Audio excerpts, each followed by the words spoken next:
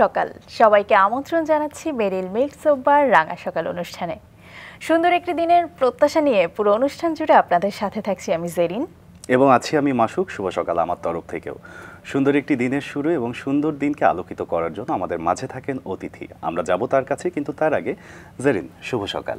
মাসুক, শুভ সকাল। কেমন আছো? আমি ভালো আছি, তুমি কেমন আছো? খুবই ভালো আছি। আজকে একটু বেশি ভালো, কারণ আজকে মনে হয় এমন একজন অতিথি আমাদের সঙ্গে যুক্ত আছেন যার থেকে দারুণ কিছু গল্প আমরা শুনতে পারবো। একদমই তাই।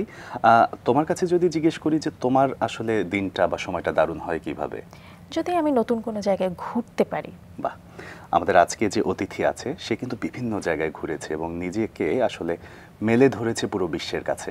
চলো, কে আছে তাকে দর্শকদের সাথে পরিচয় করিয়ে দেই। প্রিয় দর্শক, আমাদের আজকে রাঙা সকালের অতিথি সাইক্লিস্ট, পরিব্রাজক এবং লেখক আশরাফুজ্জামান উজ্জ্বল। চলুন তাকে স্বাগত জানাই। শুভ সকাল। শুভ সকাল। শুভ সকাল। কেমন আছেন? জি, ভালো আছি। আপনারা?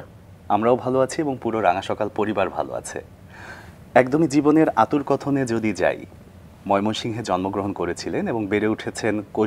শৈশবটা ছিল ঢাকাতে। কেমন ছিল? আসলে সেই সময় তো দেশের জনসংখ্যা অনেক কম ছিল। তো জনসংখ্যা কম থাকার কারণে মানে এটা কম, এই জন্য তুলনা দিচ্ছি যে এখন আমাদের ছোট দেশের যে পরিমাণ জনসংখ্যা এবং যানজটের ভয়াবহ যন্ত্রণা আমাদেরকে পোহাতে হয়, সেই সময়টা সেরকম ছিল না। যার ফলে একটা এখন যদি চিন্তা করি সেই সময়ের দিকে, তাহলে বলবো যে আমরা একটা খুব সুন্দর সময়ের ভিতর দিয়ে পার হয়েছিলাম। সেখানে আমাদের খেলার মাঠ ছিল, খুব বেশি হাই রেজ বিল্ডিং ছিল না। হয়তো আমি বাসাবোতে আমরা ছিলাম যখন আমি ক্লাস প্রাইমারি স্কুলে পড়ি, আইডিয়াল স্কুলে। হয়তো প্রতিটা বাসা একতলা দোতলা, হ্যাঁ, খুব খুব গোনা যেত যে আসলে কয়টা বিল্ডিং রয়েছে। এবং প্রত্যেকটা এলাকাতে যে যারা প্রতিবেশী ছিল, দেখা গিয়েছে হয়তো 8-10টা পরিবারের সাথে সবার একটা যোগসূত্র ছিল, মেলবন্ধন ছিল, সবার বাসা সবার যাওয়া আসা ছিল এবং একটা সবাই মিলে একটা পরিবারের মতো ছিল। হ্যাঁ, যেটা এখন খুব মিস করি, কারণ এখন ফ্ল্যাট কালচারে অভ্যস্ত হয়ে গেছি আমরা, খুব বেশি ব্যস্ত। একই ফ্ল্যাটে আমরা কে থাকছি, কেউ কাউকে চিনছি না। সো এই যে জীবন থেকে যে এই একটা জিনিস পরিবর্তন হয়ে গেল বা চলে গেল, সেটা খুব মিস করি আর কি। ছোটবেলাটা আসলে মানুষের সবসময় খুব সুন্দর, এই জন্যই হয়তো বা বলা হয় যে বর্ণিল শৈশব। তো সে সময় তো অনেক রকমের শখ থাকে। আপনার কি শখ ছিল? ওই সময়টার শখটা কি এটা তো বুঝি নাই, কিন্তু সেই সময় যে সমস্ত খেলাধুলার মাধ্যমে নিজেকে কাটিয়েছিলাম, যেন আমি প্রচুর ছোটবেলায় মার্বেল খেলতাম। আচ্ছা, হ্যাঁ, আমি এটা যেন অনেক মাইরও খেয়েছি, কারণ মার্বেল খেলতে গেলে ওই মার্বেল পকেটে রাখতে হতো এবং কাপড় ময়লা হতো, এবং সেটার কারণে আম্মাকে হয়তো কষ্ট করে প্রতিদিন কাপড়টা ধুতে হতো। ফুটবল খেলা হতো প্রচুর, এবং আমার মনে আছে আমরা সেই সময় টিভিতে টারজান খুব জনপ্রিয় ছিল এবং সেটা আমরা ভক্ত ছিলাম। আমরা মাঝে মাঝে এই গাছে উঠে এরকম টারজান ডাক দেওয়ার মতো ভঙ্গি করে, হ্যাঁ, বন্ধুরা মজা করতাম। এগুলো কি ঢাকাতেই? ঢাকাতেই ঘুড়ি উড়ানো তখন ছিল, লাট্টু খেলা হতো। এবং আমি জানি না এখনকার ছেলেমেয়েরা, সিগারেটের যে প্যাকেট ছিল সেই প্যাকেট দিয়ে চারা বলতো, সেটা দিয়ে খেলা হতো আর কি। বিভিন্ন সিগারেটের বিভিন্ন রকম পয়েন্ট থাকতো। তারপরে যে বাগাডুলি ছিল, সাতচারা ছিল, অনেক রকম, সব নামগুলো মনেও নেই। ডাঙ্গুলি খেলা ছিল। তো এগুলি কিন্তু আমরা খেলতে পেরেছি বিকজ সেই সময় মাঠ ছিল বা খোলা জায়গা ছিল, বা ইভেন যারা যেই জায়গায় আমরা সবাই কম মানুষ থাকার কারণে খেলতে পারতাম, সেই সুযোগ গুলি এখন চাইলেও পাওয়া যায় না। বা স্যার, আপনাকে আমরা যতদূর জেনেছি যে আপনার স্ট্যাম্প কালেকশনেরও একটা শখ ছিল। সেটা স্কুলে যখন পড়ি, আইডিয়াল সরকারি প্রাথমিক মানে হাই স্কুলে যখন ছিলাম, আমি বেসিক্যালি 4টে স্কুলে পড়েছি, এই জন্য আইডিয়াল স্কুল ছিল আমার ফজলুর রহমান স্যারের, একটা বেসরকারি স্কুল ছিল। তো সেই স্কুলটা ছিল পীরজঙ্গি মাজারের এখানে, এবং একটা দোকান ছিল যেখানে বই পুস্তক এবং স্ট্যাম্প বিক্রি হতো। তো ওই দোকানে যাওয়া আসার সুবাদে তখন স্ট্যাম্প কালেকশন শুরু হয়, এবং স্ট্যাম্প কালেকশনের সুবাদে বিভিন্ন দেশের নাম, রাজধানীর নাম, এগুলি আমরা অটোমেটিক মুখস্থ হয়ে যেত। এবং সেই স্ট্যাম্প কালেকশন এর কারণে যে বিভিন্ন দেশের নামগুলি জানতে পেরেছি, এবং তখনই কৌতূহল হতো যে এই দেশটা কোথায়। এখনও মনে আছে যে আপার ভোল্টা নামে একটা দেশ ছিল, সেটা পরবর্তীতে চেঞ্জ হয়ে এখন হয়ে গেছে বুর্কিনা ফাসো, আফ্রিকার একটা দেশ, পশ্চিম আফ্রিকার এখানে। তো এরকম কিন্তু যেমন রোডেশিয়া, এটা এখন সম্ভবত জাম্বিয়া বা জিম্বাবুয়ের নাম, কিন্তু আগের নাম ছিল রোডেশিয়া। তো এরকম কিন্তু অনেক মজার মজার ইন্টারেস্টিং জিনিস ছিল, যেগুলি ধরেন আমরা হয়তো জেনেছি একটা দেশের নাম একরকম, এখন হয়তো সেটা আরেক রকম হয়ে গিয়েছে। তো আমি মনে করি আমাদের সব বাচ্চাদেরই বা সেই বয়সে স্ট্যাম্প কালেকশন অন্যরাও করা উচিত, সবারই করা উচিত, কারণ অনেক কিছু জানা যায়, অনেক কিছু শেখা যায়, বাকি কিছুও জানবো। তবে স্যার আপনার সম্পর্কে আমাদের কাছে কিছু তথ্য আছে, দর্শকদের জানিয়ে আসতে চাই। অবশ্যই। সুপ্রিয় দর্শক, আশরাফুজ্জামান উজ্জ্বল একজন প্রতিভাবান ভ্রমণ লেখক, সাইক্লিস্ট ও পরিব্রাজক।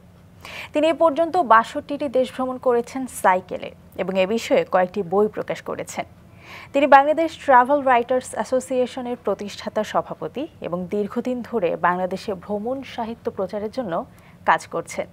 তিনি বিভিন্ন আন্তর্জাতিক সম্মেলনে অংশগ্রহণ করেছেন এবং ফটোগ্রাফি ও সৃজনশীল লেখায় দক্ষতা অর্জন করেছেন। তার রচিত ভ্রমণ বিষয়ক গ্রন্থসমূহের মধ্যে বিশ্ব ভ্রমণের অভিজ্ঞতা তুলে ধরা হয়েছে। ভ্রমণের পাশাপাশি তিনি স্বেচ্ছাসেবী কাজেও নিয়োজিত, যেমন রক্তদান এবং উপকূল পরিষ্কার কর্মসূচি। একই সাথে ২০০৫ সাল থেকে ডেল্টা আউটডোরসের সিইও হিসেবে দায়িত্ব পালন করছেন। চলুন দর্শক ফিরে যাই অতিথির কাছে। স্যার, যে গল্পটা আসলে শুনছিলাম, যে আপনি বলছিলেন কিছুক্ষণ আগে আপনার 4টা স্কুলে পড়াশোনা করা হয়েছে এবং আপনার বাসা ময়মনসিংহ, কিন্তু বেড়ে ওঠা ঢাকাতে। এটা কি বাবা মায়ের চাকরির সুবাদে? হ্যাঁ, কারণ আমার বাবা ছিলেন একজন সরকারি স্কুল শিক্ষক। আচ্ছা। তো এবং যেহেতু স্কুল শিক্ষক ছিলেন এবং উনি আমাদের ঢাকায় কোনো আমাদের বাড়ি ছিল না, ভাড়া বাসায় থাকতাম, এবং ভাড়া বাসা এবং স্কুল শিক্ষকের সুবাদে আবার হয়তো বিভিন্ন স্কুলে ট্রান্সফার হয়ে গিয়েছে বা এক এলাকা থেকে অন্য এলাকায় চলে যেতে হয়েছে। সেই কারণেই বিভিন্ন স্কুলেও যেরকম পড়া হয়েছে এবং বিভিন্ন এলাকায়। কিন্তু এটা আমার জন্য আমি খুব পজিটিভলি দেখি, এই 4টা স্কুলের সুবাদে বা 4টা স্কুলের সুবাদে এবং আপনার চাকরির সূত্রে বিভিন্ন এলাকায় থাকার কারণে দেখা গিয়েছে ঢাকার বিভিন্ন এলাকায় বেশ বন্ধু বান্ধব রয়েছে এবং ঘোরাঘুরির একটা উৎস তৈরি হয়। কারণ যখন আপনার একটি এলাকায় কিছু বন্ধু থাকে, তাকে দেখার জন্য আপনার ইচ্ছা জাগে এবং সেইখানে আপনি যান। তো এইভাবে করে করে কিন্তু সামহাও আপনার ঢাকার ভিতরেও কিন্তু একটা ভ্রমণ তৈরি হয়ে যায়। একদম, কারণ তখন তো একদম ছোট নতুন শহরে এসে পুরো শহরটা আমার মনে আছে যে আমি প্রাইমারি স্কুলে থাকতেই আব্বার একটা সাইকেল ছিল, সেই একটা বড় সাইকেল, সেই সাইকেল দিয়েই আমি সাইকেল চালানো শিখি। এবং ছোটবেলায় আপনি জানতে চেয়েছিলেন যে খেলাধুলা, এখন মনে পড়লো আমাদের সময়ে ভাড়া করে সাইকেল পাওয়া যেত, ধরুন কথার কথা 1 টাকা দিয়ে হয়তো 1 ঘন্টা এরকম। তার মানে কি আপনি ওই সাইকেল আমরা যাদের কেনার সামর্থ্য ছিল না বা কিনে দিত না, সেই সময় আমরা ভাড়া করে সাইকেল এনে সাইকেল চালাতাম। এবং আমরা দেখেছি ছোটবেলায়, এখন আমি এটা দেখি না। যখন আমি কবি জসীমউদ্দিন রোডে ছিলাম কমলাপুরে, তখন আমরা আজম খান ওনার বাসায় ভাড়া ছিলাম, এবং সেইখানে সাইকেল রেস হতো সারাদিন ব্যাপী, অর্থাৎ 24 ঘন্টা নন স্টপ। হ্যাঁ, এবং যে চ্যাম্পিয়ন হতো তাকে টাকার মালা পরিয়ে দেওয়া হতো। তো এটা একটা অন্যরকম ছিল যে মানে দেখেন এই জিনিসগুলি কিন্তু আমরা এখন দেখি না, হারিয়ে গিয়েছে, কিন্তু একটা সময় কিন্তু এগুলি ছিল। তো আমি মনে করি যে আমাদের যাদের মানে এই 80s দশকে আমরা যারা মানে বড় হয়েছি, বেড়ে উঠেছি, তাদের এখন অনেক কিছুই হয়তো বিলুপ্ত। হ্যাঁ, এটা প্রকৃতির নিয়ম, কারণ সময়ের সাথে সাথে আপনার অনেক কিছু চেঞ্জ হবে এবং সেই চেঞ্জটাই স্বাভাবিক, এটা মেনে নিতেই হবে। যে স্কুলগুলি ছিল, এই স্কুলগুলি ঢাকা কিন্তু আসলে তখন এত বেশি স্কুলও ছিল না, আপনি কিন্তু খুব গুনে নেওয়া যেত। আমি যদি বলি, আমি আইডিয়াল সরকারি প্রাথমিক মানে আইডিয়াল সরকারি স্কুলে পড়েছি, তারপর ওখান থেকে এটা বেসরকারি শিক্ষা প্রতিষ্ঠান ছিল, সেই কারণে আমি পরে চলে গেলাম আইডিয়াল প্রাইমারি স্কুলে, সেটা সরকারি স্কুল। ওইখান থেকে চলে গেলাম Motijheel model high school. Motijheel model high school থেকে সর্বশেষ গিয়েছি ঢাকা কলেজিয়েট স্কুল, সেটা পুরান ঢাকায়। এবং পুরান ঢাকায় যাওয়াতে সেখানে বাংলা বাজার এলাকায় ছিল অনেক বইয়ের দোকান ছিল, সেবা প্রকাশনীর কথা বলবো, অলমোস্ট প্রতিদিনই সেখানে যেতাম। তখন কিশোর ক্লাসিক, কিশোর মাসুদ রানা, তো সেই সময় পড়ার আগ্রহ জন্মায় নেই। সেটার পর আমি বলছি যখন ক্লাস 6-7 ধরেন 8-9 কথা, তখন কিন্তু ধরেন সেবা রোমান্টিক, কিশোর থ্রিলার, কিশোর ক্লাসিক, এই কিশোর ক্লাসিকটার কথা বারবার মনে পড়ে, কারণ ওই কিশোর ক্লাসিক থাকার কারণে কিন্তু আমরা বিশ্বের বিভিন্ন দেশের বড় বড় সাহিত্যিকদের লেখা আমরা বাংলা অনুবাদ করে পড়তে পেরেছি, যেটা হয়তো আমরা সেই বয়সে কখনোই ওইটা না হলে আমাদের পড়া হতো না। আচ্ছা, তো এই জন্য আমি আসলে কাজী আনোয়ার হোসেন বা শিবরাম প্রকাশনের কাছে, কিন্তু আমাদের বেড়ে ওঠা বা তখন রহস্য পত্রিকা ছিল, এইগুলি আমাদের আমি বলবো যে আমাদের একটা সুন্দর স্মৃতি রয়ে গেছে। এর সঙ্গে আমিও একমত। আমরাও যখন ছোট ছিলাম আমার মনে হয় যে অনেক বেশি কিছু সারা বিশ্ব সম্পর্কে, তখন তো টেলিভিশন এতটা পপুলার ছিল না বর্তমানের মতো, সারা বিশ্ব সম্পর্কে জানা গিয়েছে এই বইগুলো থেকে। অবশ্যই স্যার, বাবা মার মধ্যে একটা বিষয় থাকে যে আমার সন্তান পড়তে চায় না, পড়ে না, এরকম কিন্তু অবজেকশন সবসময় দেখাই যায়। কিন্তু আপনার ক্ষেত্রে যেটা লক্ষণীয় যে আপনি ছোটবেলা থেকে পড়ার দিকে অন্যরকম একটা ঝোঁক ছিল। এই যে অভ্যাসগুলো নিজের মধ্যে আয়ত্ত করেছিলেন কিভাবে? পড়াশোনায় খুব যে মেধাবী ছিলাম তা না, কিন্তু ফাঁকিবাজ ছিলাম না, পড়াশোনা করতাম, যেহেতু বাবা শিক্ষক, ফাঁকি দেওয়ার সুযোগ ছিল না, পড়াশোনা করতে হতো। কিন্তু অ্যাট দ্য সেম টাইম আমি যেটা আমার বাবার কাছ থেকে পেয়েছি, যেটা আমি বলবো যেটা আমি অনেক সৌভাগ্যবান, যে আমাকে কখনো উনি বাধা দেননি, বরঞ্চ আমার মনে আছে আমার বাবা আমাকে প্রথম যে বইটি কিনে দেন সেটা ছিল সৈয়দ মুজতবা আলীর দেশে বিদেশে। তো এইটাও কিন্তু সেই বয়সে কিন্তু ততটা, যেহেতু স্কুলে পড়ি, মানে বোঝার কথা না, কিন্তু সামহাও ভ্রমণের প্রতি একটা ধরেন অবচেতন মনে একটা ইয়ে তৈরি করেছে, ডিজায়ার তৈরি করেছে। এবং আমি তখন প্রচুর দস্যুদের বই পড়তাম, কেন জানি না আমার দস্যু বনহুরের কথা এখনো মনে পড়ে, রোবেন আফাজ।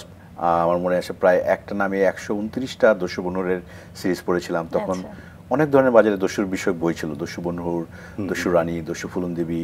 হ্যাঁ, তারপর যখন কলেজ স্কুলে যাই, ওইখানে বাংলা বাজারের সামনে ফুটপাতে প্রচুর কমিক্স বিক্রি হতো। হ্যাঁ, বেতাল, ম্যান্ড্রেক, বাহাদুর, হ্যাঁ, চাচা কাহিনী, এবং সেগুলি খুব, যেহেতু ফুটপাতে এগুলি বিক্রি হতো এবং খুব অল্প পয়সায় এগুলি কিনতে পারতাম। এবং বাংলা বাজারে বিভিন্ন প্রকাশনীর সাথে যখন যাওয়া আসা করতে থাকলাম, এবং যখন দেখলো একজন স্কুল ছাত্র এখানে আসতেছে, তারা খুব ধরেন যতটুকু পারতো ডিসকাউন্টে বইগুলি দিয়ে দিত। তো এইগুলি ধরেন আমার জীবনে ধরেন বই একটা বিশাল ভূমিকা পালন করেছে। এবং আমি মনে করি জ্ঞান অর্জনের জন্য 3টা রাস্তা রয়েছে, আপনাকে বই পড়তে হবে, ভ্রমণ করতে হবে, এবং জ্ঞানী লোকের সংস্পর্শ নিতে হবে।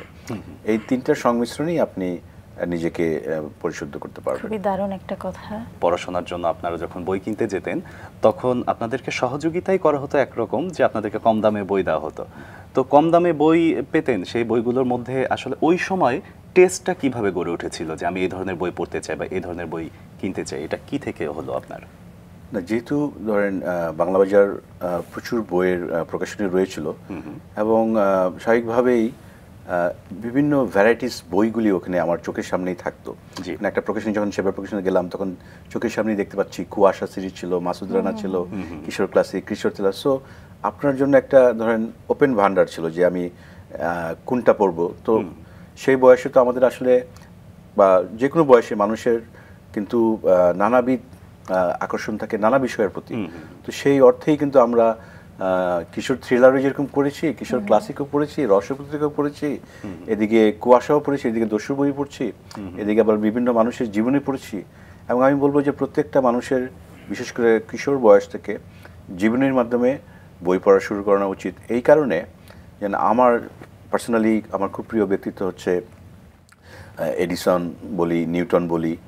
কারণ আমার কাছে মনে হয়েছে পৃথিবীতে যদি আপনারা একটু ভাবুন যে কোনো ইলেকট্রিসিটি নাই, তাহলে কিন্তু অনেক কিছুই অস্তিত্ব সংকটে পড়ে যাবে। তাহলে মানে ইলেকট্রিসিটির এই যে আবিষ্কার, এটা কত একটা যুগান্তকারী ঘটনা একটা এই সভ্যতার জন্য। তো সেই মানুষটার কথা তো স্বাভাবিকভাবেই জানতে ইচ্ছা করে অবশ্যই। এবং যখন এই কাজী নজরুল ইসলামের জীবনী তখন খুব লেগেছে, কারণ যখন উনি নিজে কষ্ট করে পড়াশোনা করেছেন, কাজ করে পড়াশোনা করেছেন, এই গল্পগুলি যখন পড়তাম বা শুনতাম, তখন মনে হতো যে এই যে যারা বিখ্যাত লোক, এরা কেউ কিন্তু আসলে সোনার চামিচ নিয়ে জন্মগ্রহণ করেনি। প্রত্যেকেই কিন্তু কঠোর পরিশ্রম, অধ্যবসায় এবং লেগেছিলেন বলেই তারা কিন্তু তাদের সেই কাঙ্ক্ষিত লক্ষ্যে পৌঁছেছেন। তো এই জিনিসটা যখন আমরা ছোটবেলায় পড়বো, তখন কিন্তু আমাদের ভিতর ছোটবেলা তো মানুষ কাঁচা মাটির মতন মনের ভিতর গেঁথে যাবে যে জীবনে বড় হতে গেলে আসলে কোনো কিছুই সহজে আসে না বা আসা উচিত নয়। যে জিনিস সহজে আসে সেটা সহজে চলেও যায়। তাই আমাদের ছোটবেলার থেকেই যদি আমরা ধরে নেই যে জীবনে আমাদেরকে যদি আমাদের কাঙ্ক্ষিত লক্ষ্যে পৌঁছতে হয় তাহলে আমাদের আসলে অধ্যবসায় কষ্ট করতেই হবে, এটার বিকল্প নেই। একদমই তাই। স্যার চমৎকার সুন্দর একটি কথা বলেছে, জীবনটা কাদা মাটির মতো, এবং জীবনটা আসলে কাদামাটি হওয়ার কারণে পরবর্তীতে কোন দিকে যাবে বা এই কাদামাটি দিয়ে কী তৈরি করা হবে সেটা নির্ভর করছে আসলে শৈশব কৈশোরের এই সময়টাই। স্যার যেরকম ওই সময়টা প্রচুর পড়তো, একটা সময় এসে কিন্তু উনি প্রচুর বই বা প্রচুর প্রকাশনা উনি নিজেই করেছেন। তো এটি সত্যি আসলে চমৎকার একটি বিষয়। আমরা চলো আবারও স্যারের কাছে যাই। স্যার এবার একটু কলেজ জীবন সম্পর্কে শুনতে চাই। কলেজ জীবন দেখাটাকি শেষ হয়ে গেছে যদি সংক্ষেপে বলি। কারণ হচ্ছে মানে এই কলেজ জীবনটা তো খুবই স্বল্প সময়, তো আর কলেজের চেয়ে বেশি সময় কাটিয়েছি কিন্তু আসলে স্যারদের কাছে কোচিংয়ে। মানে দেখা গিয়েছে যে কলেজে যে সাবজেক্টগুলি পড়তে হতো, কলেজের এই বিষয়টা ছিল যে হয়তো গ্রুপিং, আমরা হয়তো নির্দিষ্ট কিছু ছেলে পেলে যে স্যারের কাছে পড়তাম তারাই হয়তো একটা গ্রুপ নিয়ে সেই স্যারের কাছে যাচ্ছি বা পড়তেছি, এভাবে করে করে কিন্তু স্কুলে কিন্তু ছিল পুরো ক্লাস জুড়ে সবাই বন্ধু মানুষ, কিন্তু কলেজটা হয়ে গেছিল যে স্যারের কাছে পড়তে যেতাম বা যারা পড়তাম সেটা মিলে একটা গ্রুপ। এবং সো দেখা গেছে কলেজ অনেক বড় জায়গায় এসেছি কিন্তু গণ্ডিটা অনেক ছোট হয়ে গিয়েছিল। হ্যাঁ, এবং সত্যি কথা বলতে কি যে কলেজের এখন যদি চিন্তা করি ফিরে তাকাই, স্কুলের স্মৃতি যতটা ভেসে ওঠে বা যতটা আবেগতাড়িত হই সেটা কলেজে খুব একটা সেটা আসে না, বরঞ্চ কলেজের চেয়ে কলেজের টিচারের বাসার স্মৃতি আরো বেশি প্রকট। আপনার কলেজ কোনটা ছিল? আমার কলেজ ছিল তেজগাঁ কলেজ। এবং দেখা গিয়েছে যে আমি তখন তেজগাঁ কলেজ আমাদের বতিঝিল মডেল স্কুলে পড়েছিলাম। ওই স্কুলের অনেক বন্ধুরা তখন এই তেজগাঁ কলেজে এসে ভর্তি হয়। দেখা গেছে সেই স্কুলের ফ্রেন্ডই আবার কলেজের ফ্রেন্ড হয়ে গিয়েছে এবং তারাই একসাথে সময়টা কাটিয়েছে। কিন্তু আমার মনে আছে তখন আমি শাহজাহানপুর থাকতাম, আমি মালিবাগ মোড় থেকে টেম্পো করে চলে আসতাম, সম্ভবত 3 টাকা ভাড়া ছিল এরকম। হ্যাঁ, ফার্ম গেটে নামতাম। তো অনেক সহজ ছিল আর কি মানে জীবনের। এখন সেগুলি মনে পড়লে অবাক হই যে আমাদের যে এত চেঞ্জিং সেটা আসলে মাঝে মাঝে মেনে নিতে কষ্ট হয়, কারণ আসলে মানুষ সবসময় স্মৃতিকাতর, মানে আমরা স্মৃতি ধরে রাখতে আঁকড়ে রাখতেই বা স্মৃতিচারণ করতেই কিন্তু খুব পছন্দ করি। এই জন্য বলি যে যায় দিন ভালো আসে দিন খারাপ, কারণ হচ্ছে যে দিনটা চলে গেছে সেটা তো আর ফিরে পাবো না, তাই সেটা আমার কাছে সবসময় বা সবার কাছে মধুর মনে হয়। এটা একটা সুন্দর কথা হয় আসলে। কলেজ জীবন শেষ করে আপনার ভার্সিটি কোথায় ছিল? ওই তেজগাঁ কলেজে। কিন্তু আমার যেটা হয়, আমি যেহেতু নানা বিষয়ের প্রতি আমার আকর্ষণ ছিল, আমি স্কুল জীবন পার করার পরপরই আমি জাপানিজ ল্যাঙ্গুয়েজে ভর্তি হই। তারপর আলিয়ান্স ফোর্সেসে কলেজ পার করার পরে ফ্রেঞ্চ ল্যাঙ্গুয়েজে ভর্তি হই, ফটোগ্রাফির উপর ওখানে কোর্স করি প্রায় 1.5 বছর। নানাবিধ বিষয়ের প্রতি আমার মানে নানা আকর্ষণ থাকার কারণে ধরেন সবকিছুই নিয়ে এক্সপেরিমেন্ট করতে চেয়েছি বা জানার চেষ্টা করতে মানে আগ্রহ জন্মেছিল। মানে এই স্পৃহা বা আগ্রহটা তাহলে বলা যায় যে আপনার একেবারে কলেজ শৈশব কৈশোর একদম সেই সময়। এবং দেখা গিয়েছে যে কলেজ জীবনে সাধারণত মানুষরা কি করে, দেখা যায় সেই সময় সবাই তার বন্ধু বান্ধব বা ক্যারিয়ার নিয়েই বেশি চিন্তিত থাকে যে সে বুয়েটে পড়বে না মেডিকেল পড়বে। আমাদের সময় কিন্তু এই দুইটাই ছিল সবার টপ মানে প্রায়োরিটি। কিন্তু আমার দেখা গিয়েছে উল্টোটা, মানে যে সময় মানুষ হয়তো, কারণ আমি আমার লক্ষ্য তখনই নির্ধারণ করে ফেলেছিলাম যে আমি কখনো মানে ওই জায়গাগুলি যাব না বা আমি চাকরি করব না। সো যেহেতু আমি আগেই ডিসিশন নিয়েছি আমি চাকরি করব না বা আমার ক্যারিয়ার ওই দিকে হব না, আমি অনেকটা স্বাধীনচেতা মানুষ এবং আমার কাছে মনে হয়েছে যে আমি ভ্রমণটাকেই আমি সবচেয়ে বেশি ইম্পর্টেন্স দেব এবং সেইভাবেই আমি জীবনে এগিয়েছি এবং সেইভাবেই কাজ করেছি। কারণ আমার কাছে মনে হয়েছে যে মানুষের জীবনের যদি বলি প্রত্যেকটা জীবনের একটা বয়সের একটা সৌন্দর্য থাকে, কিন্তু ইয়ং বয়সের যে সৌন্দর্য সেটা সব দিক থেকে একটা মানুষের জন্য সর্বোত্তম সময়, এই কারণে কারণ সেই বয়সটা তার শারীরিক মানসিক শক্তি অন্য বয়সের তুলনায় বেশি থাকে এবং সেই বয়সটাকে যদি আপনি কাজে লাগাতে পারেন পজিটিভ ওয়েতে, তাহলে আপনার রেস্ট অফ দ্য লাইফ অনেক সুন্দর কাটবে। অর্থাৎ আমি সেই বয়সে যদি ঘুরতে যাই, পাহাড়ে উঠতে চাই, সেটা আমার জন্য সম্ভব, কারণ তখন আমার শারীরিক মানসিক শক্তি অনেক বেশি স্ট্রং। কিন্তু আমি যদি ধরেন বৃদ্ধ হয়ে যাই, মানে তার মানে এই নয় যে বৃদ্ধ হলে পারবো না, কিন্তু আমি দেখা গিয়েছি মুসা নবীর তুর পাহাড়ে গিয়েছিলাম ইজিপ্টে গিয়ে, সেই রাত 12টার পরে রওনা দিয়েছি, আচ্ছা, হ্যাঁ, সূর্যোদয় দেখার জন্য। বাহ। কিন্তু আমার যদি বলা হয় 60 বছর বয়সে যে চলো রাত 12টার পরে তুর পাহাড় দেখতে চাই, আমার মনে হয় না যে তখন হয়তো নানা অজুহাত আমি খাড়া করে দেবো। শরীরও হয়তো সায় দিবে হ্যাঁ, না। শরীর হয়তো সায় দিবে না, বা নানা অজুহাত তো প্রথমেই না করার জন্য ভেতর থেকে একটা চিন্তা তাড়না করবো। আসবে।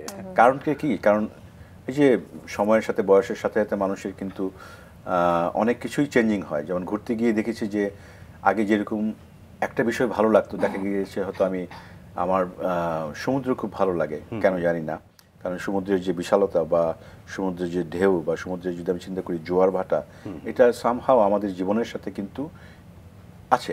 আমরা যে পাহাড় দেখি, কখনো কি আমরা ভাবি যে এই যে এত বড় পাহাড়, এই যে ঝড় হচ্ছে, বৃষ্টি হচ্ছে, বজ্রপাত হচ্ছে, কিন্তু সে কিন্তু এক জায়গায় ঠায় দাঁড়িয়ে আছে। অটল দাঁড়িয়ে আছে। তাহলে পাহাড়ের কাছ থেকে কিন্তু আমাদের অনেক কিছু শেখার আছে। অর্থাৎ আমার মানুষের জীবনেও ঝড় ঝাপটা, হ্যাঁ, অনেক কিছু সবকিছু আসবে, থাকবে। কিন্তু একজন হিউম্যান বিং মানুষ হিসাবে আমাকেও কিন্তু পাহাড়ের ন্যায় অবিচল থাকতে হবে। আমার যে জীবনের যে কাঙ্ক্ষিত লক্ষ্য, সেটাও যেন পাহাড়ের মতো স্থির থাকে, যে আমি বিচ্যুত হব না আমার লক্ষ্য থেকে।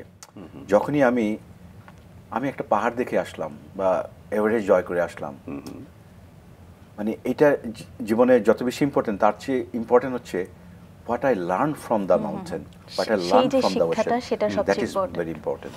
যে অনেকেই জিজ্ঞেস করে যে আপনি কয়টি দেশ ঘুরেছেন, আসলে কয়টি দেশ ঘুরেছেন এটাও খুব বেশি গুরুত্বপূর্ণ নয়, কারণ এটা একটা সংখ্যা মাত্র। আপনার এই যে ঘোরাটা, এই ঘোরা থেকে যদি আপনার মানুষ এবং দেশ যদি উপকৃত না হয়, তাহলে আপনার এই ঘোরাটা একটা সংখ্যা ছাড়া কিছুই নয়। কারণ আপনি কি ঘুরেছেন, না দেখেছেন, না পর্যবেক্ষণ করেছেন, আপনি কিভাবে ডেসক্রাইব করবেন? কারণ যদি আন্তর্জাতিক ভাষা মেনে যদি আপনি বলেন, তাহলে একটা লোক একটা দেশে 24 ঘন্টা সময় অতিবাহিত করলে বলা হয়ে থাকে যে সে একটা দেশ ঘুরেছেন। একটা দিন ঘুরে কি একটা দেশ ঘোরা হয়ে যায়? না, কিন্তু আমরা তো অফিসিয়ালি কিন্তু বলতে পারি আমি 100 দিনে 100টা দেশ ঘুরেছি। যদি আমার একটা বিদেশি পাসপোর্ট থাকে, একটা দেশে যেতে পারি, তাহলে আমার কাছে টিকিট থাকলে আমি একদিন করে থাকলেই, কিন্তু সেই ঘোরা দিয়ে কি আমি খুব বেনিফিটেড হবো বা আমার দেশকে দিতে পারবো? Not like that. Syed Mustafa Ali কয়টা দেশ ঘুরেছেন? রামনাথ বিশ্বাস কয়টা দেশ ঘুরেছেন? আমরা কি সেটা বলি না। কেন বলি না? কারণ তারা কয়টা দেশ ঘুরেছেন এটা ইম্পর্টেন্ট নয়। ইম্পর্টেন্ট হচ্ছে তাদের যে কাজ, তাদের যে লেখা, তাদের যে দর্শন, সেটাই আমাদেরকে তারা কি শিখেছেন এবং আমাদেরকে কি জানিয়েছেন, Right. এটাই ছিল মেইন কথা। একদমই তাই। এবং স্যার যেহেতু ঘোরাঘুরির গল্প শুনছিলাম, খুব জানতে ইচ্ছে করছে যে প্রথম, আপনি তো প্রায়, আমি আরেকবার একটু বলি, আপনি প্রায় 62টার উপরে দেশ ঘুরেছেন, প্রথম কোন দেশটা ঘুরলেন বা কত বছর বয়সে, সেই গল্পটা একটু শুনতে চাই।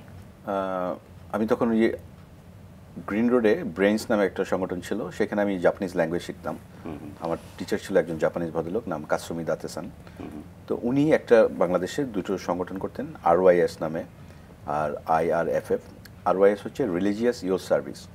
তো উনি বললেন একদিন যে দিল্লিতে একটা কনফারেন্স হবে, সেখানে সারা বিশ্ব থেকে অনেক ছেলে মেয়ে এবং স্কলাররা আসবেন, যারা হচ্ছে বিভিন্ন ধর্মের অনুসারী, কিন্তু এটার লক্ষ্য হচ্ছে বিশ্বশান্তি। তো আমরা বাংলাদেশ থেকে 6 জন গিয়েছিলাম। তো আমাদের বললো যে ওখানে যাওয়ার জন্য থাকা খাওয়া ফ্রি এবং $50 দেওয়া হবে। আচ্ছা। এবং অবাক করার বিষয়, আমাদের সেখানে যাওয়া আসার খরচ আমাদের $25 হয়েছিল। আচ্ছা। $50 থেকে আরও $25 বেঁচে গিয়েছিল। বাহ। তো তখন ইন্ডিয়ান প্রেসিডেন্ট ছিল জ্ঞানী জল সিং, এবং সেই প্রোগ্রামে শর্মিলা ঠাকুর আচ্ছা। উনি এসেছিলেন। এবং সেখানে তখন স্যার এটা কত সালের কথা ছিল? এটা 91-2 এর দিকে, আচ্ছা। এক্স্যাক্টলি মনে নেই। সেটা ছিল আমার প্রথম ভারত ভ্রমণ। এটার মাধ্যমে আমার বিদেশ যাত্রা শুরু হয়।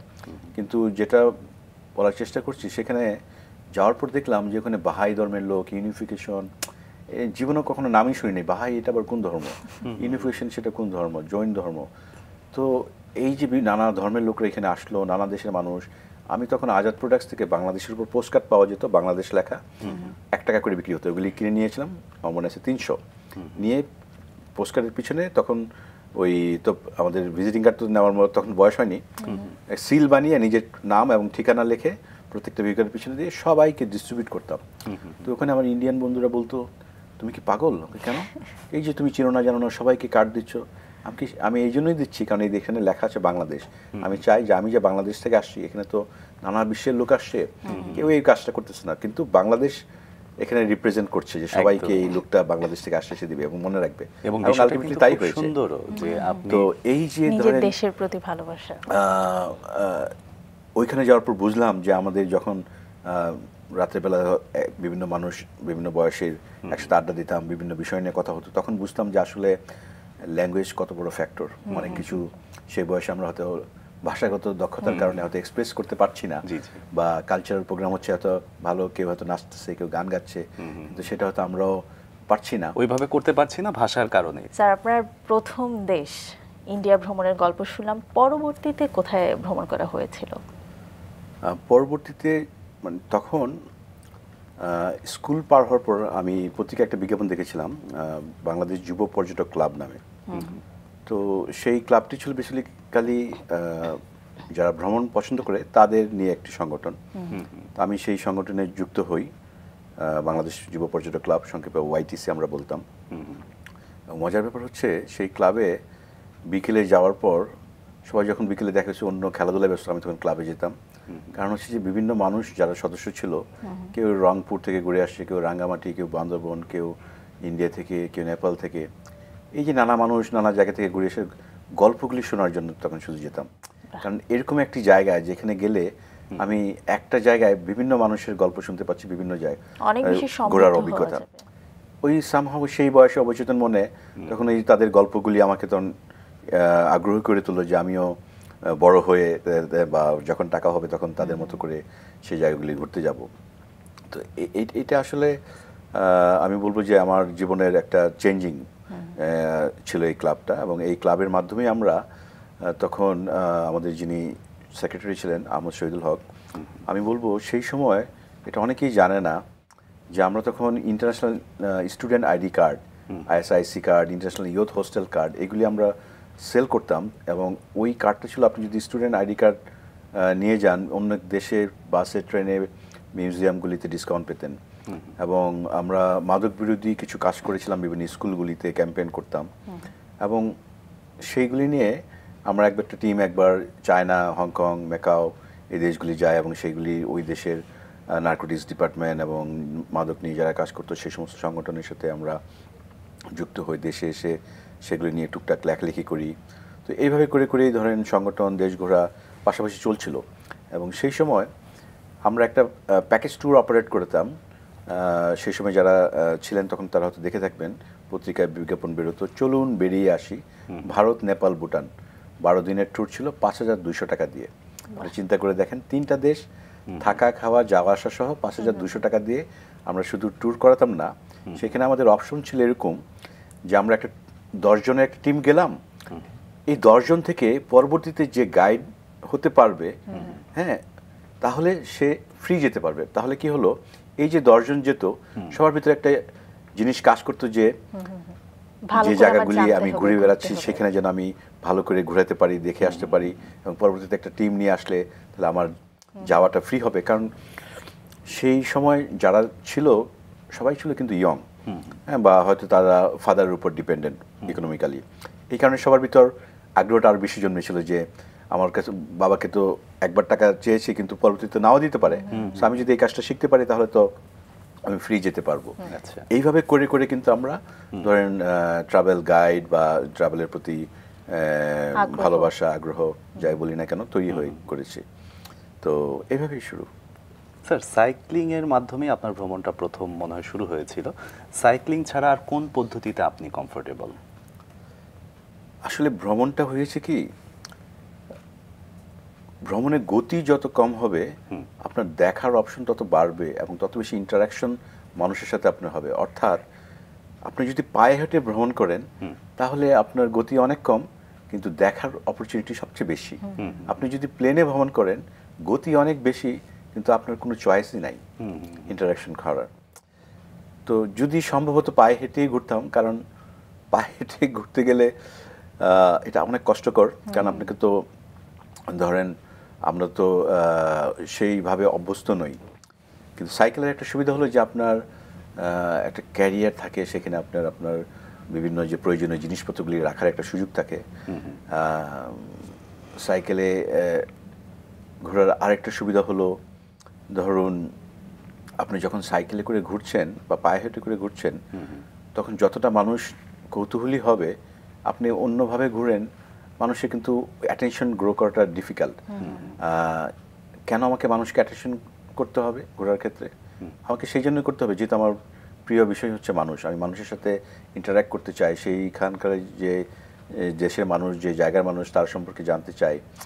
এবং এই জানার কারণেই কিন্তু সেই দেশ বলেন, সেই দেশের প্রতি মানুষের ভালোবাসা, প্রেম, যাই বলি না কেন, এগুলি আগ্রহ তৈরি হয়। আমি যখন সাইকেলে ওয়ার্ল্ড ট্যুরের সময় ইরানে যাই, আমি একটা মসজিদে ছিলাম খুরামশাহর শহরে। আচ্ছা।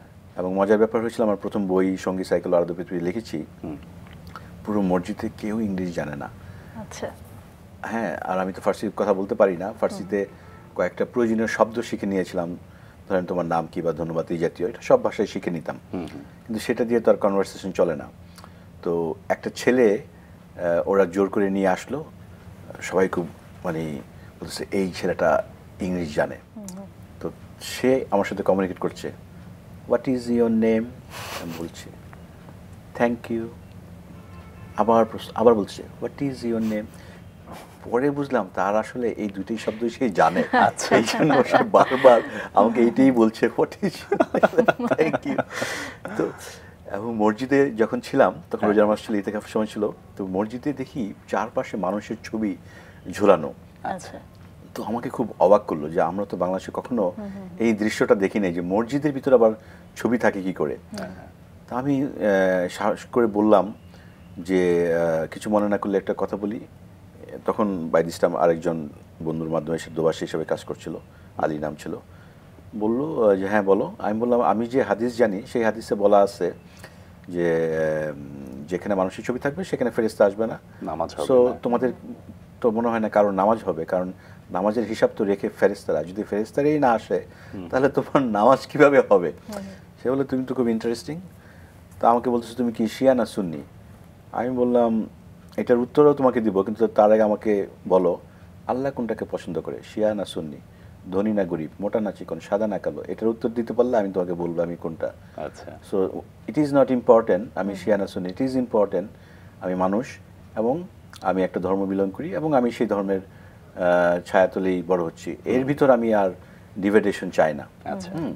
কারণ আমি যতই বেশি ডিভাইড করব, ডিভাইড হতেই থাকবে, কিন্তু জগৎ তো অনেক বড়, আমি কেন এটাকে ছোট করব। কিন্তু ছবির বিষয়টা কি ডিসিশনে আসলো বা তারা কি বললেন? ওরা তখন বলছিল যে এরা হচ্ছে ইরাক ইরান যুদ্ধে শহীদ হওয়ার লোক, এই কারণে তাদের সম্মানে এই ছবিগুলো রেখেছে। তো এক একজনের একটা আসলে কি যখন একটা মানুষ কোনো কিছু দেখে বা বর্ণনা করে, পৃথিবীর সব কিছুই এটা আসলে আমরা দেখি, তারপর আছে দৃষ্টি এবং দৃষ্টিভঙ্গি। ধরুন দুটো ছেলে মারামারি করছে, আমরা সাদা চোখে কি দেখছি যে রহিম আর করিম মারামারি করছে, কিন্তু দৃষ্টি থাকলে দেখবেন আসলে এটা রহিম করিম নয়, এটা আসলে দুটি দলের রিপ্রেজেন্ট করছে। আর দৃষ্টিভঙ্গি থাকলে দেখবেন সেটা দুটি দল নয়, দলের পিছনে যারা রয়েছেন তারাই আসলে এটা নাড়াচাড়া করছে। একদমই একদমই। ইরানের গল্প শুনলাম স্যার, অনেকগুলো দেশ ভ্রমণ করেছেন, সবগুলো সম্পর্কে যদি বড় আমরা ডিটেলসে জানতে নাও পারি, তো ছোট্ট ছোট্ট করে কোনো মজার ঘটনা থাকলে আজকে আমরা শুনতে চাই। ইরানের আরেকটা ঘটনা বলি, সেটা হচ্ছে আমার ভিসা এক্সটেন্ড করতে হয়েছিল। তো ইমিগ্রেশন অফিসে যাই, সেখানে গিয়ে দেখি যে যে ফর্মটা সেটা ফার্সিতে লেখা। স্বাভাবিকভাবে আমি তো ফার্সি জানি না, বুঝতে পারছি না।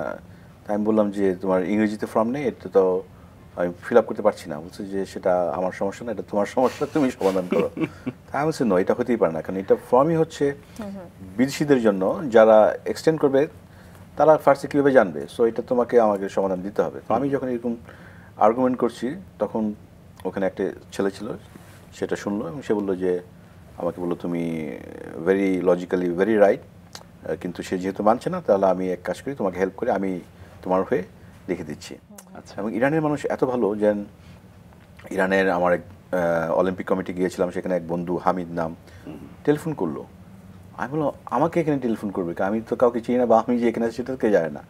তখন সে বললো না, আমি ওনার সাথে কথা বলছিলাম, সে একজন সাইক্লিস্ট। তখন বললাম যে বাংলাদেশ থেকে একজন সাইক্লিস্ট এসছে, তখন সে আগ্রহী হলো তোমার সাথে কথা বলার জন্য। আমি বললাম ও আচ্ছা। পরে ফোন দিল, কথা বললাম, বললো যে তুমি এখানে থাকো আমি না আসা পর্যন্ত। আমি ঠিক আছে। বিশ্বাস করেন সে আসলো 2 হাতে, মানে 2 ব্যাগ ভর্তি ফল নিয়ে আসছে। ইরানে প্রচুর ফল হয়, সারা পৃথিবীতে যেহেতু ফল উৎপাদনকারী দেশ আছে, ইরান শীর্ষ 10টার ভিতরে একটি। আচ্ছা। ফল নিয়ে আসছে, রোজার মাস, কিন্তু যেহেতু আমি মুসাফির, রোজা রাখছি না, তখন আমাকে বললো খাও, কিন্তু এইভাবে প্রকাশ্যে খাবা না, টেবিলের নিচে মাথা দিয়ে খাও। কেন? এখন রোজার মাস, কেউ যদি দেখে তাহলে সমস্যা রয়েছে। আচ্ছা আচ্ছা। এবং সে রাতে আমাকে তার বাসায় নিয়ে গেলো, বললো তোমাকে বাসায় নিয়ে যাবো এবং আমার বাবা মা ভাই বোন সবার সাথে পরিচয় করে দিব। আচ্ছা। তো এই যে আতিথেয়তা, তো আমি দেখলাম আসলে পৃথিবীতে যে সমস্ত দেশের ইতিহাস ঐতিহ্য রয়েছে, তাদের সে দেশের মানুষগুলি স্বাভাবিকভাবেই তাদের ভালোবাসা বা আতিথেয়তা অন্যরকম। আর বিং এ বাংলাদেশি বলবো যে এটা আমার জন্য ব্লেসড, যে পৃথিবীর যেই দেশেই গিয়েছি, যেখানেই গিয়েছি, মোটামুটি সব দেশেই বাংলাদেশি পেয়েছে এবং বাংলাদেশি মানুষের ভালোবাসা পেয়েছে। এবং এই ভালোবাসা, এই আতিথেয়তা, সহযোগিতা না পেলে আমার পক্ষে হয়তো বিদেশ ভ্রমণ করা সম্ভব হতো না। কারণ হচ্ছে যে আমি কোনোদিন স্পন্সর নিয়ে ঘুরিনি, আর এনাফ টাকা দিয়েও ঘুরিনি। আমি মনে করি যে ঘুরতে টাকা লাগে না, কারণ আমি যখন সাইকেলে ওয়ার্ল্ড ট্যুর করি $950 নিয়ে বের হয়েছিলাম, এবং যখন ফেরত আসি তখন $1100। যদিও আমার পিছনে আলিয়ান্স প্রসেস, গোটে ইনস্টিটিউট, বিভিন্ন দেশের cultural centre, Olympic committee, cycling federation, প্রবাসী বাংলাদেশি, আত্মীয় স্বজন, বন্ধু বান্ধব সবাই হেল্প করেছে। তো সেটার কারণেই সম্ভব হয়েছে। এই $1100 গল্পটা শুনবো স্যার আপনার কাছে, কিন্তু আমি আরেকটু পিছনে যেতে চাই যে সাইকেল দিয়ে ভ্রমণ করার এই জিনিসটা কেন আপনার মাথায় এসেছিল, বা তখন আসলে তখন তো ইয়ং ছিলেন, ফ্যামিলি থেকেও তো হয়তো বা ক্যারিয়ার নিয়ে একটা প্রেশার ছিল, বাট সব কিছুর ঊর্ধ্বে যে এটা আসলে কিভাবে সম্ভব করলেন? ওই যে বলেছিলাম যে আমাদের একটা সংগঠন ছিল ওয়াইটিসি, তো সেই সংগঠনের মাধ্যমে আমরা একবার হংকং গিয়েছিলাম। আচ্ছা। তো সেখানে একজন জার্মান সাইক্লিস্ট হিঞ্জ স্টার, ওনার একটা ছোট্ট বই পাই। ওই ভদ্রলোক এখনও বেঁচে আছেন, এবং আমার জানা মতে পৃথিবীতে ওনার মতন মানে দীর্ঘযাত্রা সাইক্লিস্ট আর নেই, কারণ উনি তখন টানা 50 বছর সাইকেল চালিয়েছিলেন। এই 50 বছরে ওনার নিজের দেশ জার্মানিতে মাত্র 3বার গিয়েছিলেন। তাহলে ভাবুন, একটা লোক টানা 50 বছর সাইক্লিং করছে সারা পৃথিবী জুড়ে। তো এই বইটা নিয়ে আসার পর আমরা পরবর্তীতে সেটা আবার আমাদের সেক্রেটারি চান ভাই, উনি সেটা বাংলা অনুবাদ করে, আমাদের একটা পত্রিকা ছিল তখন চক্ষু মিলিয়ে নামের ডিভিশন, ওটাতে আমরা পাবলিশ করলাম। এবং আমাদের একজন মেম্বার বাসার, সে তখন সাইকেলে করে ইতালি পর্যন্ত যায়। এবং আমার সাথে আরেকজন বন্ধু ছিল লিঙ্কন, সে এখন আমেরিকা থাকে, সে আমার সফরসঙ্গী হয়। পরবর্তীতে একসাথে আমরা সাইকেলে ওয়ার্ল্ড ট্যুরে বের হই তখন। তো তখন মনে হলো যে আসলে বিদেশে ঘোরার ইচ্ছা রয়েছে, কিন্তু টাকা তো নেই।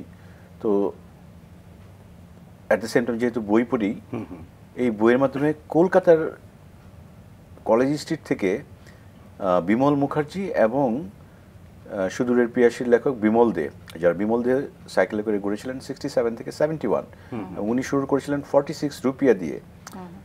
এই বইগুলি পড়ার পর আমি দেখলাম যে money is not a factor.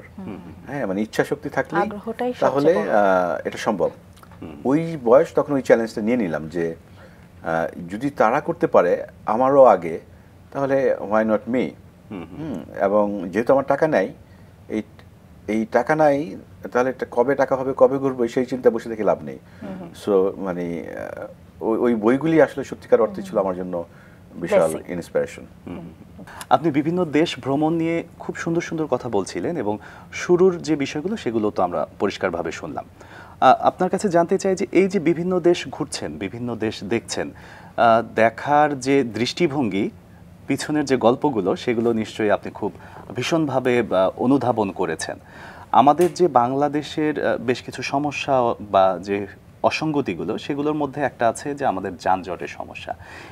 অন্যান্য দেশের সাথে এটা যদি আপনি একটা তুলনামূলকভাবে দেখতে যান, আপনার কি বলার থাকবে? কবি আবু হাসান শাহরিয়ারের একটা কথা ছিল খুব সুন্দর, যে আমার কাছে নতুন কিছু নেই, সবই নিঃস্বর্গ থেকে নেওয়া। ওনার কথার ধার করেই বলছি যে আসলে আমাদের এই যে যানজট সমস্যা, এটা অনেক দেশে যেরকম রয়েছে সত্যি, আবার কিন্তু সেই সাথে যেটা হচ্ছে যে মানুষের এই জাতীয় সমস্যাগুলি মানুষ সৃষ্ট, মানে অর্থাৎ এটার জন্য আমরাই দায়ী। পৃথিবীর যে দেশগুলিতে এই সমস্যা নেই, অর্থাৎ তারা সেখানে তাদের ট্রাফিক আইন কানুনগুলি খুব মেনে চলছে। এখানে আমাদের ট্রাফিক ব্যবস্থা রয়েছে, কিন্তু আমরা সেটা আসলে মানার ব্যাপারে আমাদের আগ্রহটা নেই, অনীহা অনেক বেশি। তাহলে আমরা কি করতে পারি? এটা তো সমাধান দরকার। আমার দীর্ঘদিনের একটা এটা নিয়ে যেটা আমার মাথায় কাজ করছিলাম, সেটা হচ্ছে আমরা যদি এমন একটা ডিভাইস আবিষ্কার করতে পারি বুয়েটের ইঞ্জিনিয়ার দিয়ে বা যারা অটোমোবাইল ইন্ডাস্ট্রিতে কাজ করেন, সেটা হচ্ছে ধরেন আমরা প্রিপেইড হর্ন কার্ড। আচ্ছা, আমি ধরুন 2000 টাকা দিয়ে এই প্রিপেইড হর্ন কার্ডটা কিনবো, আপনি হর্ন দিবেন 10 টাকা করে কাটা যাবে, আরেকটা হর্ন দিবেন 10 টাকা করে কাটা যাবে। দ্যাট মিনস আমাদের সারা বাংলাদেশে লক্ষ লক্ষ গাড়ি রয়েছে, প্রতি সেকেন্ডে তাহলে লক্ষ লক্ষ হর্ন আর কোটি কোটি টাকা ইনকাম সরকারের রাজস্ব জমা হবে। বুঝতে পেরেছেন তো? যে কোনো দেশের সুষ্ঠুভাবে যদি চলতে হয়, সে দেশের আইনের পাশাপাশি আইনের প্রয়োগটা খুব জরুরি। প্রয়োগ যদি না হয়, আমাদের কিন্তু আইন রয়েছে, শব্দ মাত্রা রয়েছে, যেটা ধরেন 45 to 50 ডেসিমেল বলা হয়ে থাকে, যে এই হর্নের ব্যাপারে এতটুকু বেশি হর্ন বাজবে না। কিন্তু আমরা তো হাইড্রোলিক হর্ন আনছি বা হর্ন বাজাচ্ছি, ইম্পোর্ট করে আনছি। তো সরকার তো চাইলেই যারা ইম্পোর্ট করে আনছে বা সেই প্রতিষ্ঠানকে বন্ধ করে দিতে পারে বা তাদের জরিমানা করতে পারে, আমরা কিন্তু সেটা করছি না। তাহলে আইন থাকলে তো লাভ নেই যদি আইনের প্রয়োগ না হয়। এই একই আইন ধরেন আপনি সিঙ্গাপুর যদি যান, রাস্তায় থুতু ফেললে বা চুইংগাম খেললে $5,000 জরিমানা। মানুষ কেন মানে? কারণ হচ্ছে জরিমানাটা এত বেশি যে এখানে পুরো মাসের বেতন চলে যাবে। আপনি যদি শ্রীলঙ্কাতে যান, রাস্তায় দেখি লোকজন সিগারেট খাচ্ছেন, অবাক হলাম কেন? ওখানে পাবলিক প্লেসে সিগারেট খেলে জরিমানা তাকে দিতে হবে অন্য শহরে গিয়ে। অর্থাৎ আপনি ঢাকায় সিগারেট খেলেন, আপনার জরিমানা করলো 50 টাকা, এখানে না করে সেই জরিমানাটা যদি আপনাকে টেকনাফে কোর্টে গিয়ে করতে হতো, তাহলে আপনি ঢাকা থেকে টেকনাফ যেতে হতো, টেকনাফে গিয়ে আদালতে গিয়ে 50 টাকা জরিমানা দিতেন, তখনই কিন্তু এটা বন্ধ হবে, আদারওয়াইজ বন্ধ হবে না। তো আমাদের আসলে এই সিস্টেমগুলি, অর্থাৎ এই আইনগুলি একটু পরিবর্তন করলে এবং জরিমানার শাস্তিটা যদি 10 গুণ বেশি করা যায়, তখনই কিন্তু চেঞ্জিং আসবে না। ধরুন আপনি বিভিন্ন বড় বড় সুপার শপগুলিতে মাঝে মাঝে দেখি যে ম্যাজিস্ট্রেট গিয়েছে, এক্সপায়ারি ডেটওয়ালা জিনিস পেয়েছে, তাদেরকে জরিমানা করেছে 10,000 টাকা 20,000 টাকা। যেখানে তারা প্রতি মিনিটে লক্ষ লক্ষ টাকা ইনকাম করছে, তাদেরকে যদি 10,000 টাকা জরিমানা করেন, তাহলে তো লাভ নেই ভাই। জরিমানা করতে হবে 1 কোটি টাকা, কথার কথা। তাহলে কি হবে? সে চিন্তা করবে আমার এই 100 টাকার জিনিসের প্রফিটের জন্য আমার জরিমানা হয়ে যাচ্ছে 1 কোটি টাকা। তো সে তখন আরো বেশি সচেতন হবে এবং সে কিন্তু একটা নিয়মের ভিতর চলবে। মানুষ আসলে এই যে পৃথিবীতে ধর্ম এসছে বলেন বা আইন এসছে, এগুলি কেন? এগুলি শুধু মানুষকে একটা শুদ্ধ বা সহি রাস্তা দেখানোর জন্য, চলার জন্য। যদি এই ডিসিপ্লিনগুলি না থাকতো, ট্রাফিক লাইট না থাকতো, আমাদের আইন কানুন না থাকতো, তাহলে কি হতো? আমরা কিন্তু একটা প্রক্রিয়ার ভিতর যেতাম না, আমরা স্বেচ্ছাচারিতা করতাম। তো এই স্বেচ্ছাচারিতা বন্ধের জন্যই কিন্তু আইন। আপনি প্রত্যেকটি কথাই খুব চমৎকারভাবে বলেছেন এবং নিশ্চয়ই এই বিষয়গুলো আসলে আমাদের ভাবা দরকার। স্যার, আপনার ভ্রমণে আবার ফিরে যাই। আপনি বিভিন্ন দেশ ভ্রমণ করেছেন, বিভিন্ন অভিজ্ঞতার মধ্য দিয়ে গেছেন, ভালো লাগা মন্দ লাগা, বিভিন্ন সংকট ছিল সেখানে। সেই জিনিসগুলো আপনি আসলে লিখেও রেখেছেন, প্রকাশনাও আছে আপনার বেশ কিছু। তো এই প্রকাশনার বিষয়টাই আসতে চাই যে আপনার প্রকাশনাগুলো সম্পর্কে একটু দর্শকদেরকে জানাতে চাই। এটা আমার সাইকেলে ওয়ালটোর উপরে একটা বই। এই বইটা আমি প্রফেসর ইউনুস স্যারকে উৎসর্গ করেছিলাম। এবং সেখানে স্যারের কিছু বই কোরিয়াতে যখন যাই, সেখানে কোরিয়ান ভাষায় পেয়েছিলাম। That was in 1997। আমি একটু দেখাই। সেই বইটা তখন ইউনুস স্যার কিন্তু আমার সাইকেলে ওয়ার্ল্ড ট্যুরে যখন প্রথম করি, এটা স্যারের বই কোরিয়াতে এবং স্যারের সাথে ছবি। এবং এটা কোরিয়ান প্রেসিডেন্ট, উনি তখন প্রেসিডেন্ট হয় নাই, তার একটা ইলেকশন ক্যাম্পেইনে গিয়েছিলাম। এটা বলার উদ্দেশ্য হচ্ছে যে এই যে ধরেন এই বইয়ের কথা বলছিলাম, যে বই কিন্তু শুধু একটা বই নয়, এটা কিন্তু একটা ইতিহাস, একটা দলিল। তো আপনার ভ্রমণ যদি একটা দলিল হয়ে ওঠে, তাহলে কিন্তু এটা টিকে যাবে অনেক অনেক বছর। সেই কারণে আমরা কিন্তু এখনো ইবনে বতুতার কথা বলি, হিয়েনের কথা বলি। এটা হচ্ছে ভ্রমণের খেরো কথা। বাংলাদেশের উপর 67 রাইটার্স লিখেছেন, বাংলাদেশ এবং কলকাতার লেখকরা। এটা একটা বই, যে একটা বইয়ের ভিতর বাংলাদেশকে নিয়ে লেখা শুধু। এবং এই বইতে যে ছবিগুলো রয়েছে সেই ছবিগুলোর ক্যাপশন আমি কবিতার লাইন থেকে করেছি। এই লেখাগুলো আপনি একত্রিত করলেন কিভাবে? এগুলি যেহেতু আমাদের প্রায় 200-র উপর মেম্বার রয়েছে এবং আমাদের অনেক মেম্বার বিভিন্ন ইলেকট্রনিক এবং প্রিন্ট মিডিয়ায় জড়িত, তো ওটার মাধ্যমে তারা তাদের ইউনো একজন করে এভাবে করে আমরা পত্রিকা বিজ্ঞাপন দিয়েছি বা তাদের মাধ্যমে সেগুলি সংগ্রহ করেছি। আর যেহেতু সংগঠন করি স্বাভাবিকভাবেই কম বেশি সবার সাথে একটা যোগাযোগ রয়েছে এবং কলকাতাতেও আমাদের প্রচুর ভ্রমণ সংগঠন রয়েছে যারা সাথে আমাদের যোগাযোগ রয়েছে, তাদের মাধ্যমে ওইখান থেকে আমরা লেখা সংগ্রহ করেছি। আচ্ছা আচ্ছা। এটা ছিল আমার প্রথম বই, সঙ্গী সাইকেল ও আরাধ্য পৃথিবী, এবং এই বইটার জন্য আমি আবু হাসান শাহরিয়ার, উনি তখন মুক্তকণ্ঠ খোলা জানালা একটা সাহিত্য সম্পাদক ছিলেন, ওনার প্রতি কৃতজ্ঞ। ওনার কারণেই ইনফ্যাক্ট আশা, তারপর আহমদ সফা ভাইয়ের সাথে আমার খুব ঘনিষ্ঠ সম্পর্ক ছিল এবং ওনাকে বলেছিলাম, সফা ভাই আপনার অনেক বই রয়েছে কিন্তু আপনি লেখেন না কেন? বলছেন না ওটা আমার কাজ না, ওটা তুমি ঘটো, তুমি লেখো। আচ্ছা। এটা ছিল ভ্রমণের প্রজাপতি। এটাও 2 বাংলার লেখকদের নিয়ে বিভিন্ন দেশ বিদেশ মিলিয়ে লেখা বই।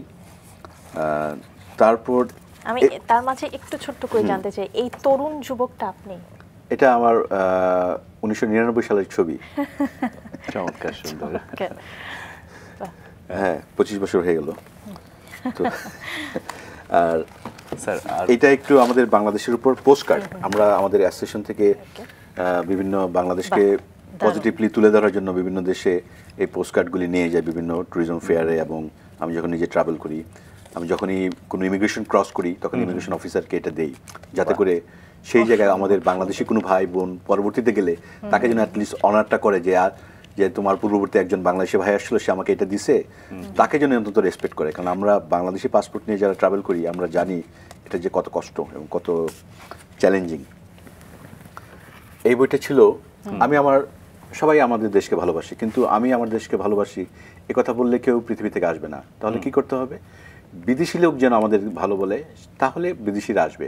সেই কনসেপ্ট থেকে এটা করেছিলাম experience Bangladesh. Professor Yunus sir এটা ভূমিকা লিখে দিয়েছিল 2009 সালে। আচ্ছা। এবং এইখানে বিভিন্ন দেশের লেখকদের লেখা রয়েছে। তারেক মাসুদের ওয়াইফ ক্যাথরিন মাসুদের লেখা রয়েছে। এখানে এক জার্মান ভদ্রমহিলা লিখেছেন সুন্দরবন নিয়ে, যিনি 100 বারের উপর সুন্দরবন ভিজিট করেছেন। আচ্ছা। এই বইটা উৎসর্গ করেছিলাম রবি শঙ্কর এবং জর্জ হ্যারিসনকে। আচ্ছা। কারণ আমরা কনসার্ট ফর বাংলাদেশের কথা জানি, সেখানে রবি শঙ্কর জর্জ হ্যারিসনের বাংলাদেশ নিয়ে অনেক তাদের অবদানের কথা রয়েছে, কিন্তু আমরা তাদের জন্য কি করেছি?